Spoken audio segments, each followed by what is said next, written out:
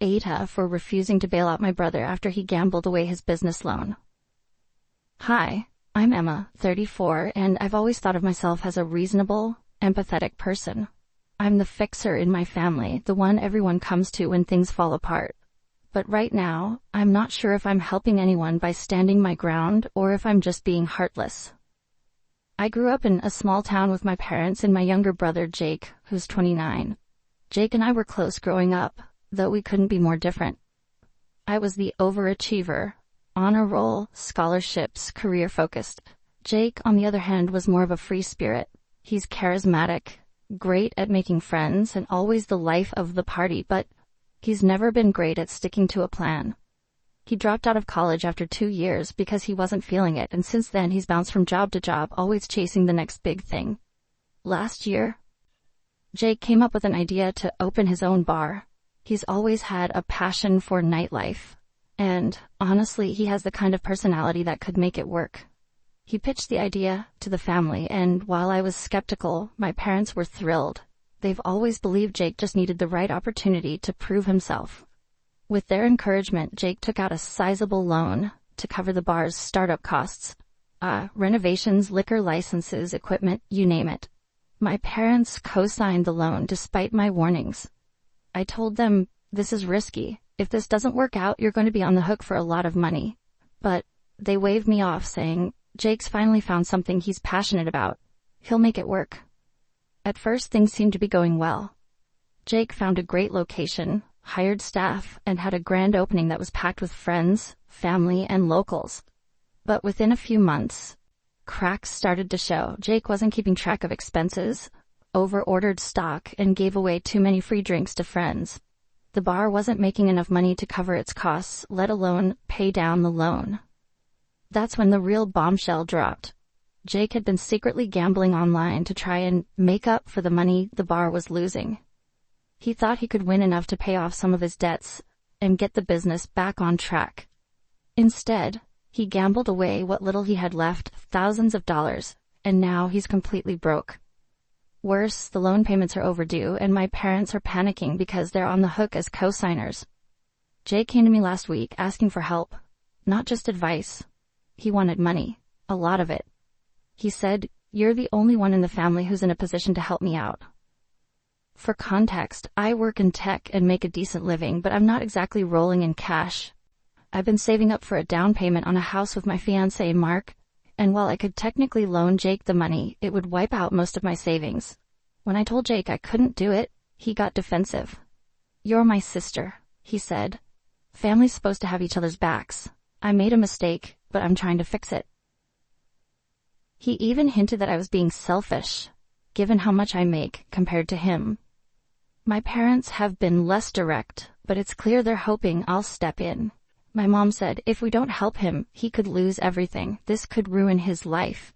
Since I said no, things have been tense.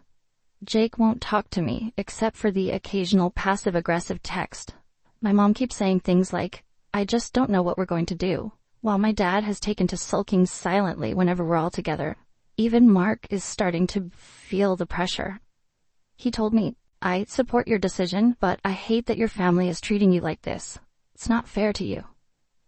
I've tried offering alternatives. I suggested Jake sell some of the bar equipment to pay off part of the debt, or even declare bankruptcy if it comes to that. I've also offered to help him find a financial advisor or a debt counselor to come up with a repayment plan. But Jake doesn't want advice. He wants a bailout. "That won't fix anything right now," he said. "I need cash, fast." The thing is, this isn't just about money. It's about trust. I can't shake the feeling that even if I gave Jake the money, it wouldn't solve his problems. He'd just find another way to dig himself into a hole, and I'd be out my savings with nothing to show for it. But saying no feels awful, especially when my parents are so stressed. They've already started dipping into their retirement savings to cover Jake's overdue payments, which makes me furious. They're jeopardizing their future for him, and he doesn't seem to grasp the gravity of that. So here I am, stuck between wanting to protect my savings and feeling like I'm letting my family down. I love Jake and I don't want to see him fail, but I also don't want to enable his bad decisions. My parents think I'm being cold, but I feel like I'm the only one thinking long term. If I bail Jake out now, what's to stop him from gambling again or making another reckless decision? But if I don't help, am I just leaving him to crash and burn? So Reddit, AITA, for refusing to bail out my brother after he gambled away his business loan? Or am I being selfish and ungrateful for not stepping up when my family needs me most? Update. AITA for refusing to bail out my brother after he gambled away his business loan. Hi again, Reddit. I didn't expect to be back so soon, but things have escalated in ways I didn't anticipate. To everyone who commented on my original post, thank you.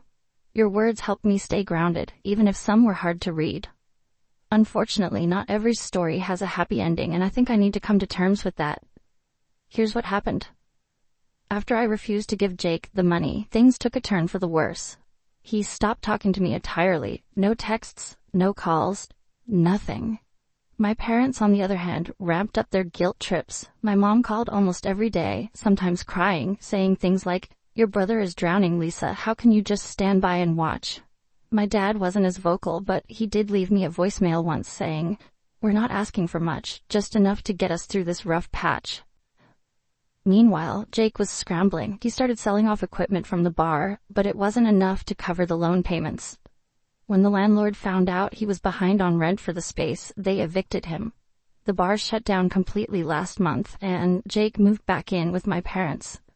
He told them it was temporary, but knowing Jake, I suspect he has no plan to leave anytime soon. My parents have now taken on the full burden of his debt as co-signers. They've drained most of their retirement savings to keep the creditors at bay, and I know it's killing them. My mom looks exhausted every time I see her, and my dad barely says a word. They're both in their late 60s, and they should be enjoying their golden years, but instead they're working part-time jobs to make ends meet. My dad picked up a gig at a hardware store, and my mom tutors kids in the evenings. It's heartbreaking. Last week, my parents invited me and my fiancée, Emma, over for dinner. Thought it might be an attempt to mend things, but it quickly turned into an ambush. Jake was there, sitting at the table like nothing was wrong.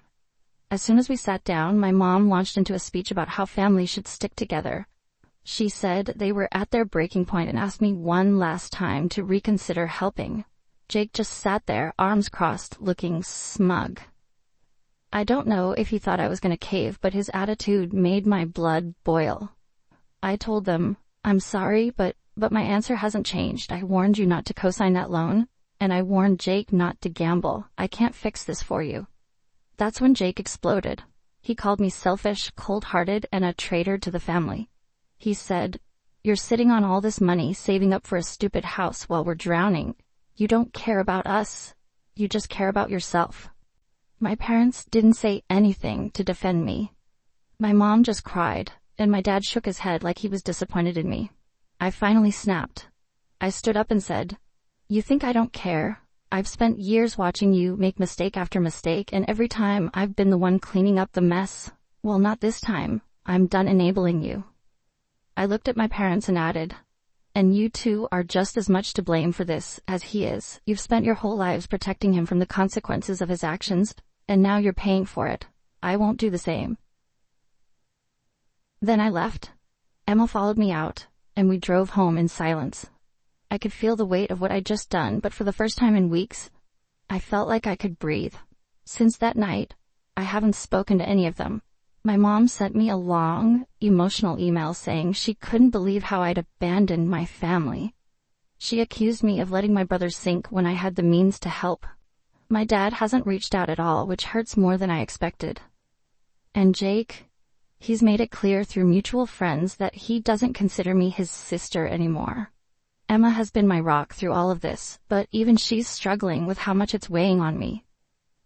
"You did the right thing," she keeps telling me, but I know that doesn't make it any easier. She's right.